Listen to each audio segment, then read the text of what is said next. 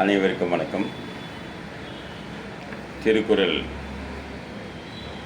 தினம் ஒரு அதிகாரம் தலைப்பிலே என்று இனியவை கூறல் இன்சொலால் ஈரம் மலை இப்படிரி இலவாம் செம்பொருள் கண்டார் வாய்ச்சொல் அகனமர்ந்து ஈதலின் நன்றே முகனமர்ந்து இன்சொலன் ஆகப்பெறின் முகத்தான் அமர்ந்து இனிது நோக்கி அகத்தானாம் இன்சொல் இனதே அறம் துன்புறும் துவாமை இல்லாகும் யார் மாட்டும் இன்புறும் இன்சொலவர்க்கு பணிவுடையன் இன்சொலன் ஆதல் ஒருவர்க்கு அணி